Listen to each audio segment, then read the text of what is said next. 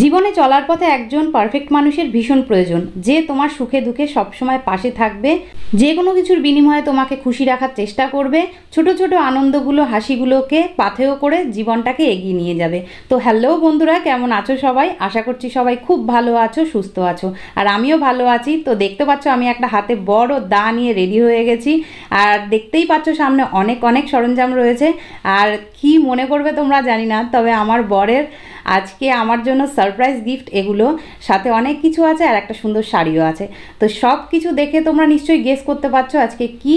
তো হ্যাঁ বন্ধুরা, আজকে আমার অ্যানিভার্সারি সেলিব্রেশন, আর সেটাও আমার বাপের বাড়িতে 17 বছর পর। তো আমার বর আমাকে এরকম ছোট্ট ছোট্ট আনন্দ আর খুশি দিয়ে ভরিয়ে রাখে প্রত্যেকটা বছর। হয়তো অনেক বড় কিছু দিতে পারে না, কিন্তু আমার কাছে এটাই অনেক অনেক বড় পাওয়া। আমাকে সারপ্রাইজ দেয় এমনভাবে যেটা একদম চমকে যায়। তো ভীষণ ভালো লাগছিল যখন জানতে পারলাম যে এবছর অ্যানিভার্সারিটা আমি আমার বাপের বাড়িতে সেলিব্রেট করব। তো বন্ধুরা দেখতেই পাচ্ছ সুন্দর করে রেডি হয়ে গেছি সব কিছু নিয়ে, আর পুরোটা ডেকোরেশন করেছে আমার বর, সাথে আমি একটু টুকটাক হেল্প করেছি, আর আমার বোনও হেল্প করেছে। তো চলো সেলিব্রেশন হোক। এই যে এত বড় দাটা দেখতে পাচ্ছ, এটা দিয়েই হবে আমাদের কেক কাটা। এটাই তোমাদেরকে বলতে চাইছিলাম যে সারপ্রাইজ মানে এমন সারপ্রাইজ দেয় যেটা না হেসে পারবো না। দেখো কত বড় একটা দা নিয়ে এসছে, বলছে আজকে এটা দিয়েই আজকে কেক কাটা হবে। তো আমাদের আজ 16 বছর পূর্ণ হয়ে 17তে পা দিল। তো টুকটুক করে জীবনে এগিয়ে গেছি, আস্তে আস্তে অনেক অনেক বাধা পেরিয়েছি, অনেক জীবনে কষ্ট গেছে, সময় খারাপ গেছে, কিন্তু সব সময় আমি এই মানুষটাকে আমার পাশে পেয়েছি। একদম পারফেক্ট। এইবারে হলো ওনে আদ্যা না, ওই দাও দিয়েই খাও ইয়াদা। খাও খাও খাও খাও। এই রে দাদা দাও দিয়েই খাওয়াচ্ছে একদম নাকি? আস্তে কেটে যাবে মুখ।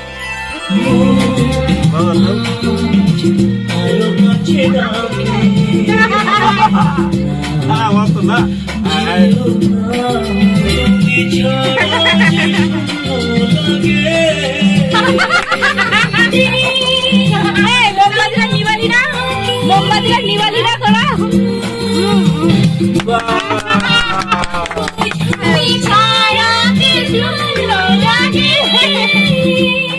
তো বন্ধুরা হয়ে গেল আমাদের কেক কাটা, আর তারপর আমরা একটু ফ্যামিলি ফটো তুললাম বাবা মা সবাইকে নিয়ে।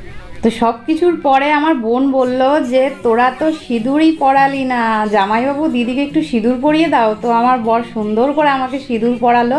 অনেক দিনের ইচ্ছা ছিল যে বিয়ের পর ওর হাতে আরও একবার সিঁদুর পরবো।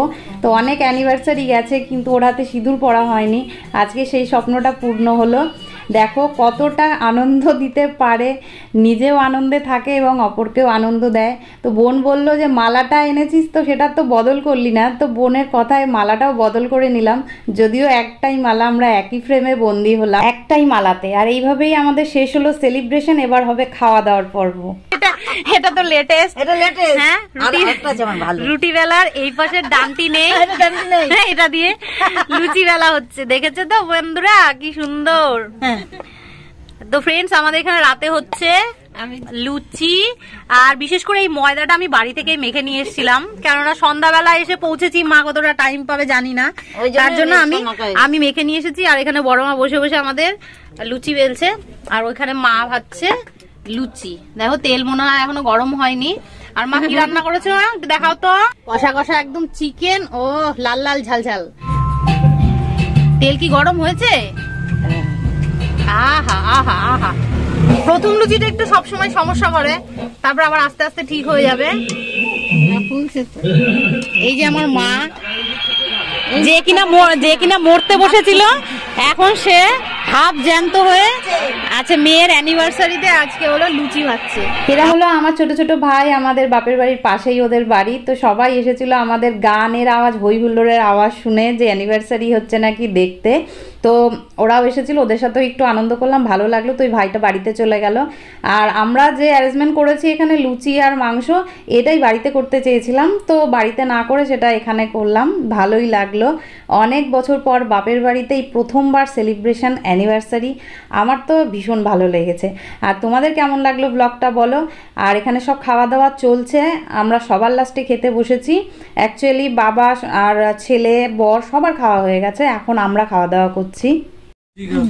তো এটা লুচির সাথে রিক একটা ইনস্ট্যান্ট বাইট দিই। হ্যাঁ, এখানে হলো আলু আর একটু চিকেন দিয়ে একটা ইনস্ট্যান্ট বাইট। জাস্ট ভালো হয়েছে। তুই তো একটা ইনস্ট্যান্ট বাইট দে। তো সবাই যে আজকের মতো গুড নাইট, তাই না? সব খাওয়া দাওয়া হয়ে যাবে। আর এখানে হচ্ছে বেলুন দিয়ে সাজানো। এই হলো আমাদের ডেকোরেশন, প্রবীর সরকারের ডেকোরেশন। আর এখানে বাবা আর রিক শুয়ে আছে, বাবা রিক শুয়ে আছে একসাথে, নাতি দাদু শুয়ে আছে। এখানে বড় মা হলো খাচ্ছে ডিনার। আর এখানে ওই রুগী মরতে মরতে বেঁচে যাওয়া রুগী, এই যে খাচ্ছে, চিতার থেকে উঠে আসা রুগী। আর এটা হলো পেটুলি, এটা পেটুলির খাওয়া, এটা পেটুলির খাওয়া। তো টাটা, গুড নাইট এভরিওয়ান। সবাই ভালো থেকো, সুস্থ থেকো। নেক্সট ব্লগের জন্য সবাই রেডি থেকো, পরবর্তী ব্লগ আসবে। অবশ্যই ভালো লাগলে চ্যানেলটা সাবস্ক্রাইব করে দিও। তো টাটা, গুড নাইট।